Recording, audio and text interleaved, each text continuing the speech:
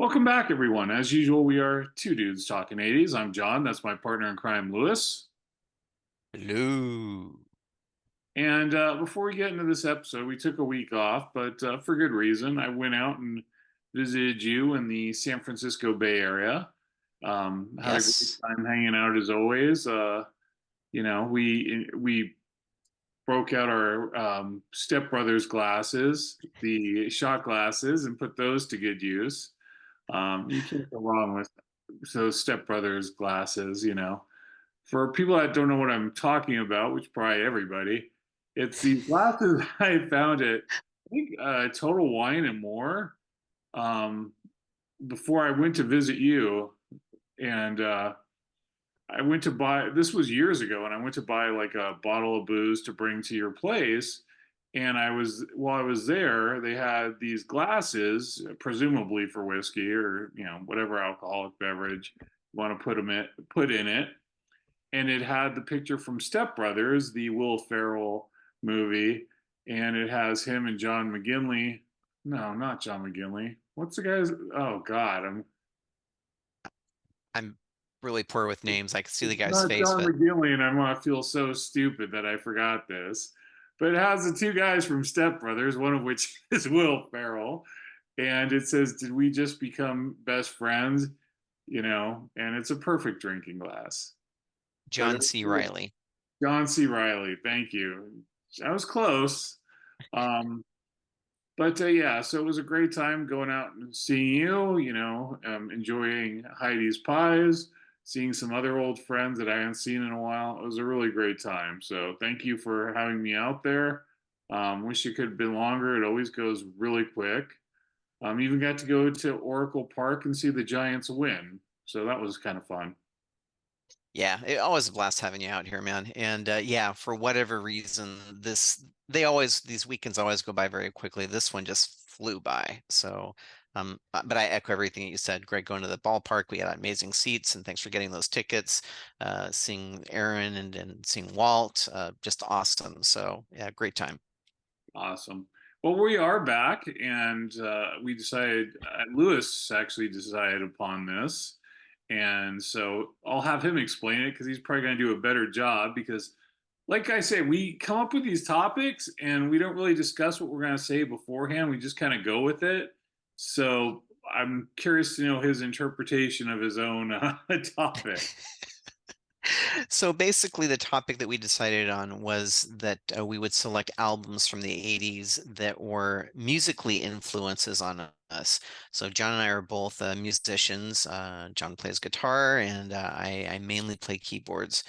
And yeah, so it was a topic that I know that would be near and dear to our hearts, at least. So that was sort of the mindset and coming up with the topic. All right. Well, since it's your mindset for the topic, why don't you lead us off? Okay, I'm trying to go through this in some sort of order here. Not sure I'm going to get this 100%. So the first time that I won't say the first time, but one of the times that was super, super evident to me that I loved synthesizers, I loved keyboards, was when Asia came out with their first album. And that was definitely an influence in getting me into synthesizers and keyboards. I was reading a little bit about that, the band, and I didn't realize that it was sort of the first supergroup, right? I mean, it had a couple of folks in there from Yes, had somebody from ELP, the keyboard player from the is it the Bugles? I can never get their name correctly. This is your topic. Done. This is your band. So the Buggles, I think. The Buggles, thank you. So it was sort of neat because I didn't realize that they had such heavyweight players in there. I knew about Steve Howe, but I wasn't aware of everybody else. Yeah. Have you ever seen them? I never saw them.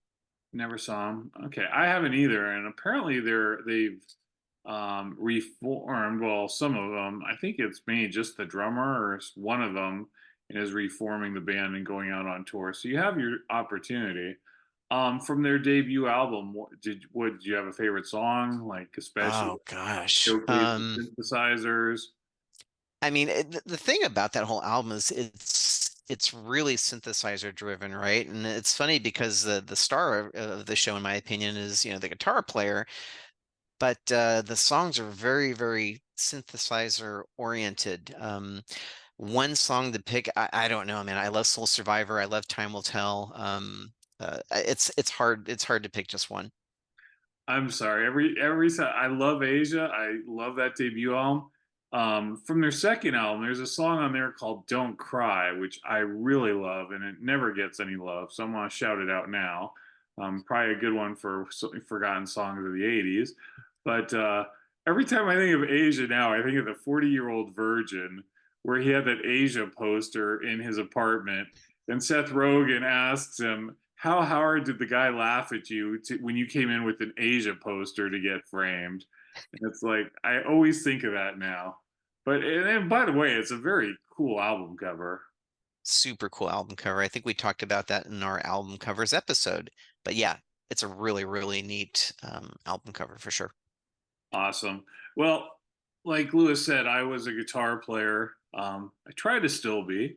And let's get the most obvious one out of the way first.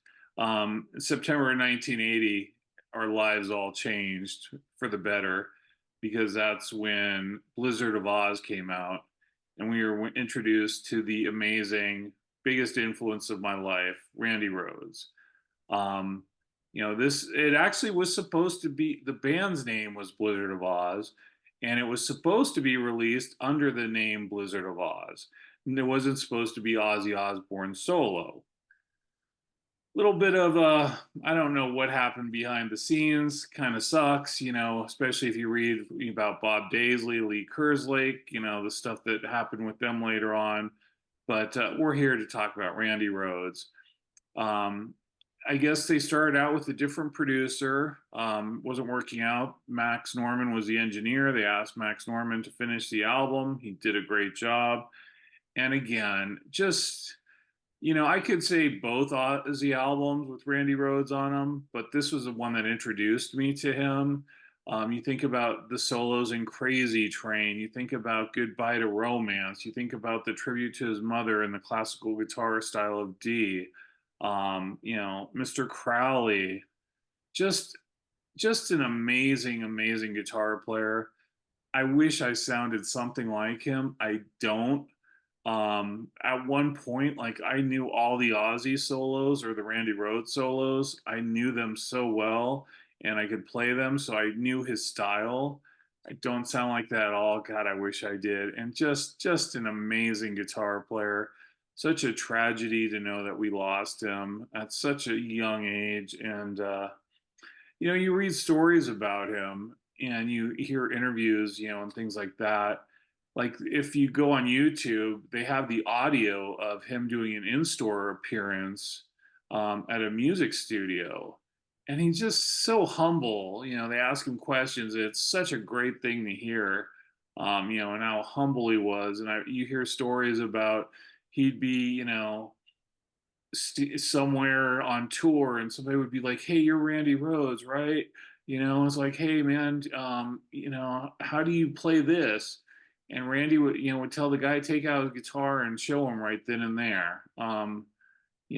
Dedicated to his instrument after he won Best New Guitar Player in Guitar Player magazine. He kind of freaked out a little bit in a good way, I think.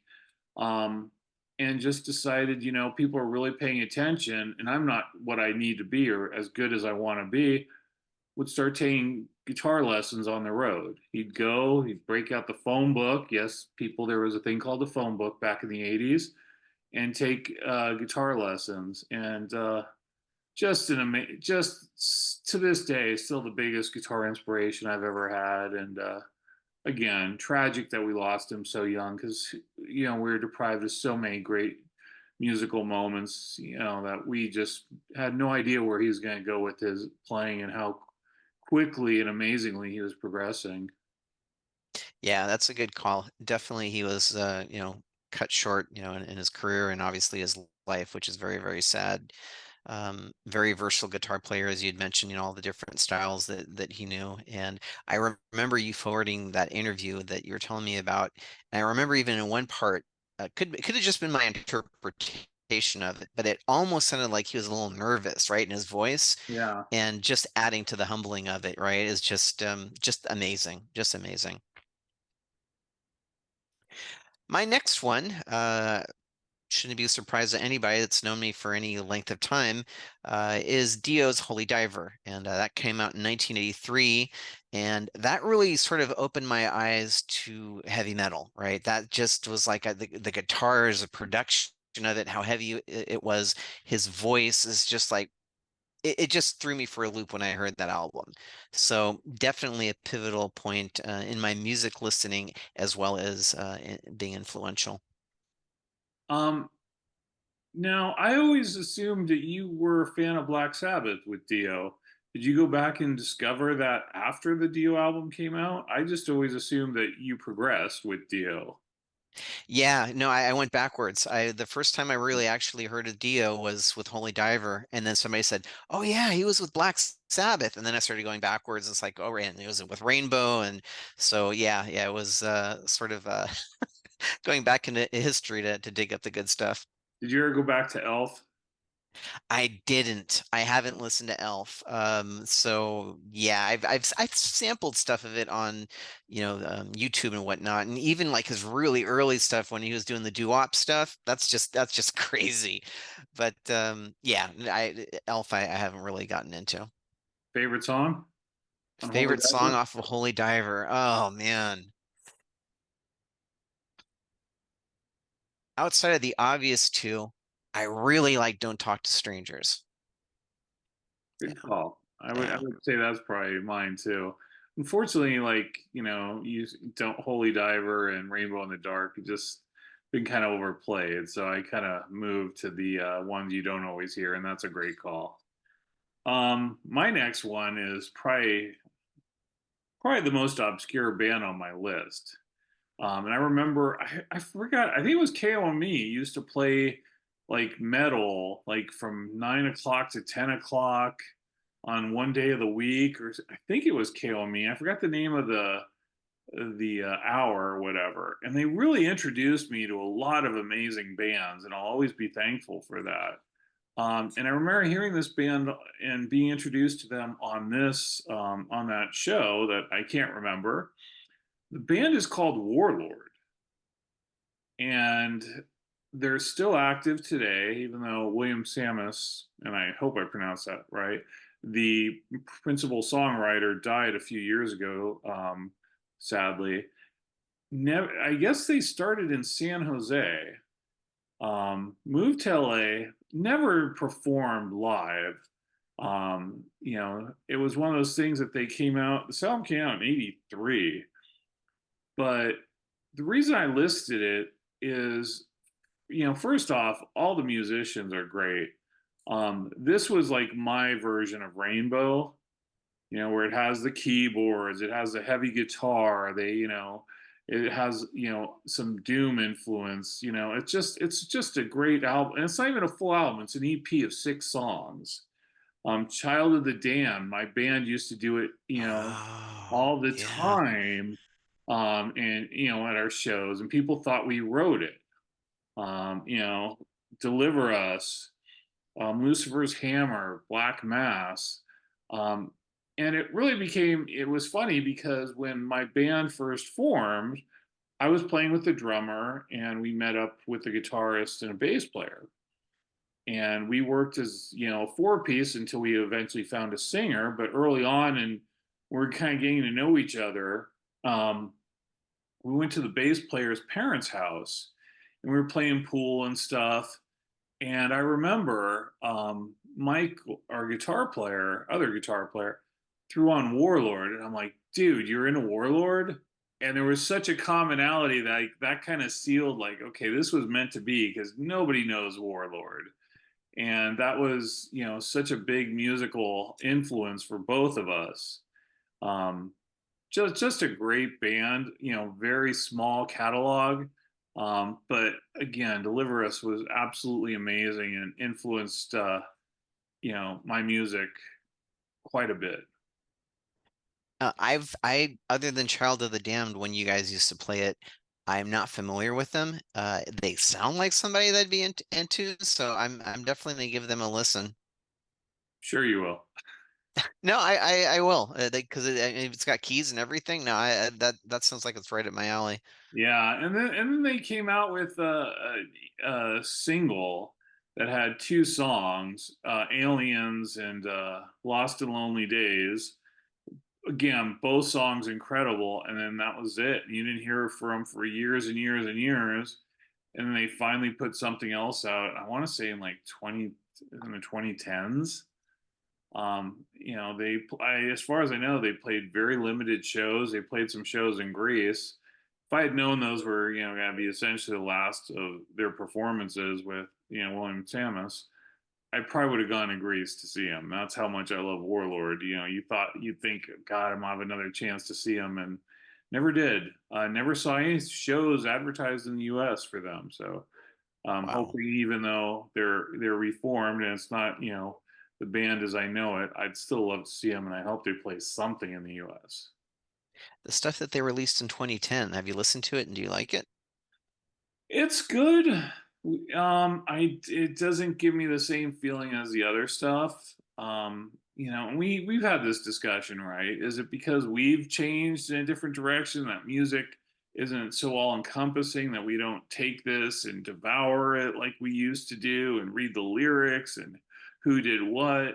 Who's to say? I'm a different person, obviously, many years on, but yeah, it lacked a little something to me. It's still good, but it just didn't hit me the same way. Good deal. Alrighty, my next one was a band that was actually famous more in the 70s, but they made a resurgence after they reformed in the 80s. And I am talking about Deep Purple.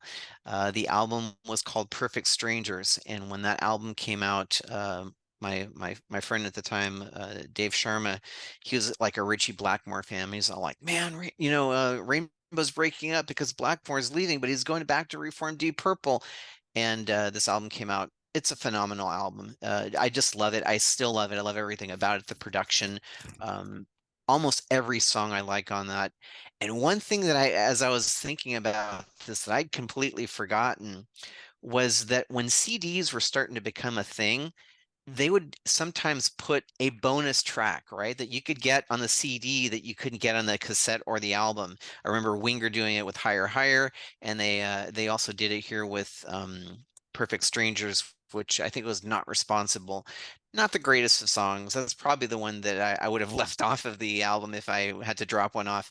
But other than that, I love the album. I love that it's gives sort of an updated version of what Deep Purple was, because so much new technology was available in the 80s versus the 70s as far as synthesizers and music production and whatnot. Is the shirt you're wearing from that concert? No, the shirt that I'm wearing was from House of Blue Light, and that was a tour that I saw them on. I unfortunately didn't see them on Perfect Strangers. Was Blackmore still in the band? He was. It was still I think it was the Mark II lineup. Yeah. Mark 800 lineup. Yeah, now they're probably there. Yeah, I don't. God, I saw them once, and they opened for somebody, and I don't remember if it was Blackmore or Steve Morse. I want to say it was Steve Morse, but God, I can't remember who they opened up for. I thought it was at the Warfield in San Francisco. Yeah, Uh, that sounds vaguely familiar. I mean, not that I saw them because I've never seen them with Steve Morse, but I remember you telling me that they opened up. What was it for Dream Theater that they opened up for? I don't think so. I remember Dream Theater was, oh God, Galactic Cowboys was one time. I don't remember who the other one was. I don't know. This is what happens when you get older. I'm gonna remember it like 20 minutes after we're done. Um, this next one was a big influence on for me for guitar playing. And because lyrically it wasn't going to help me at all because all the lyrics were in Japanese, at least the version I loved. And that's Loudness's Disillusion. Came out January 84.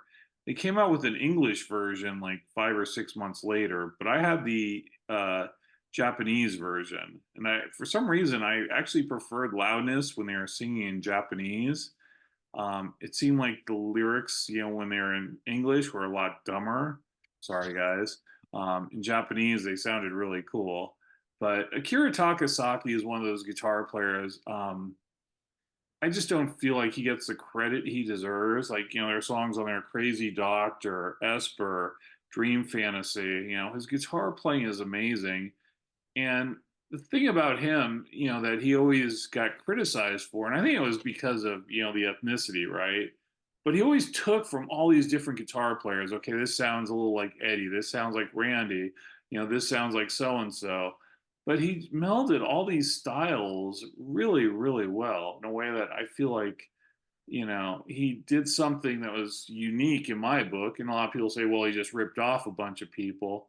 But I thought he always made it his own. And there was something about his guitar playing that always stuck with me. And that album was a huge influence. When it comes to guitar playing, I could name like 80 million albums, but there was something about that one that was a little extra special for me because all the different styles he would play in. He could play really fast, he'd play slow, he'd do the tapping, you name it, he did it, and everything sounded wonderful, amazing, fantastic. So I got to go with it, and they don't get enough love. Akira Takasaki, there you go. Very cool. I don't have any of their albums, but I totally get what you're saying about, it once you hear it in the initial form, like 99 Red Balloons, I still love the German version over the English version. And Right, I'm sure it's the same thing with Loudness, that once you hear it, and it just like you said, it was written to be sung in that language, it just flows better than it does when it's trying to be translated. absolutely. Good deal, sir. On to my next one. All right, so this one was another huge influence on me. Again, I came sort of late to the game when this band was out, but Yngwie Malmsteen's Rising Force, and the first album that I heard that I remember hearing was Marching Out, and hearing the progressiveness of it and how fast it was, and the keyboard player Jens, he just became my idol instantly. It's like, oh my God, these guys are just amazing. uh, so I really like that second album a lot. It really influenced me a lot, and then again I sort of went back and listened to the first one after that. Never really got into the Steeler stuff so much from Yngwie's musical career, but yeah, so Rising Force, Marching Out. Favorite song? Oh man, I'll See the Light Tonight. I love. I'm trying to think of the one. The name's not coming to me, but it's about war. It's don't want to get out of here. I want to be around. Gotta find my way If home. Scott Soto's gonna be so pissed at you trying to sneak Uh, there. yeah, maybe. You'll never see this. I'll tell him about it next time we run into him. What is it, like Um, Soldier of Fortune or something like that? Or no, no, I don't think that was it. It's kind of funny because I followed Ingve. I love the Steeler stuff. Steeler to me with Ingve reminded me of Van Halen one with Eddie, where I don't think they ever duplicated. Where it just sounded like I'm here, I'm introducing myself. I'm young, I'm hungry, and I'm badass. Like there just was a fire in their playing that I don't feel like they ever matched either of them. From Steeler for Ingve, to everything he did to Eddie from Van Halen one.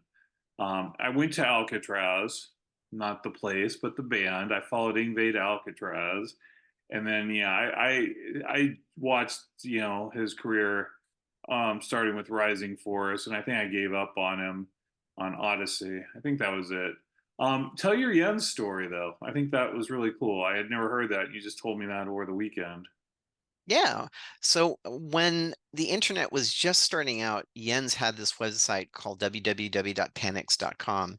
And I stumbled across it and saw that he had an email address listed. So I corresponded with him, and he was really, really nice. He would respond to my emails pretty quickly. And at one point, I just asked him, "Hey," I said, "Hey, can I get your autograph? Would you send that to me?"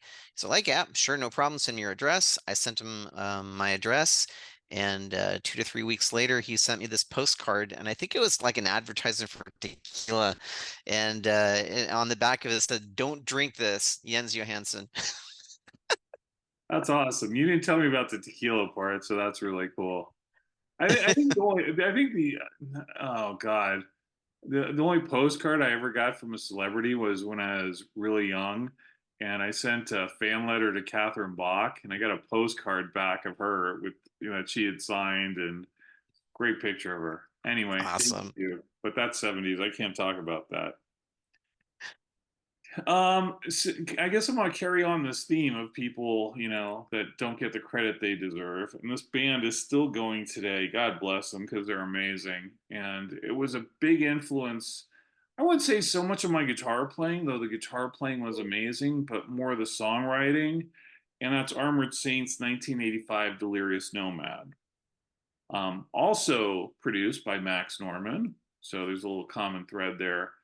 The thing about this album for me was Armored Saint, it was unfortunate because at the time this came out and, their career, you had the thrash metal, which was really popular and gaining more popularity, and you had the hair metal.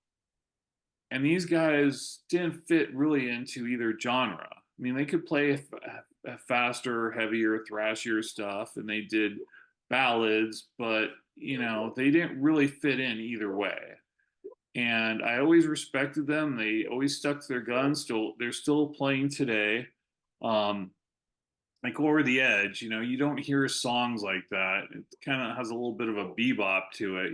Aftermath with the acoustic guitars, and it's an amazing album, one of my favorite albums. And it just showed me like, you can do so many different types of music within a genre and not feel restricted. And when I was starting a band, that's what I wanted. If we wanted to do a ballad, I wanted to be able to do a ballad. If we wanted to play something that was heavy and thrashier, which we never really did, but we could. I never wanted to be tied down with it. And it also holds a special place in my heart because this is the only time I ever was in a studio with one of the bands I admired. Me and my buddy got to go into the studio when they were recording this.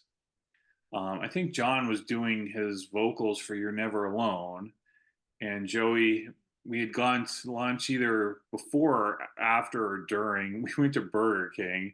We used to have this great picture, the three of us, with our Burger King bags, and Joey had it in his teeth. I wish I still had that picture. It was such a cool picture. And they were kind of talking to us about the album and how, like, on March of the Saint, they didn't really include anything for headphones, right? Any headphone mixes. They were talking about what they were planning to do for You're Never Alone, like changing, the different earphones. So you'd hear that on, if you're listening to it on headphones, like effects. It was a really cool experience. I still wanted to bug Max Norman for Randy Rhoads stories, but I'm like, okay, you know what? This guy's here working. I'm a guest. I don't want to, intrude or be that guy that's like, really, why is this guy in here? He's screwing this thing up. So I never did, but it was cool to meet him and to be there with the band. And to this day, You're Never Alone is still one of my favorites because I remember hearing it in the studio. Wasn't quite done. I don't think they had a guitar solo on it yet, but yeah, it was amazing. Very cool, man. That must have been really a special treat to sort of be there in the studio watching the magic happen. Then later on, to buy the album or CD and go, yeah, I was there. I remember these takes, and that must have been really, really neat. It was a great experience. Yes. Super cool. This last one is really tough for me because it sort of goes, it's split between two bands, two albums. Um, I'm probably gonna go with Metallica Ride the Lightning.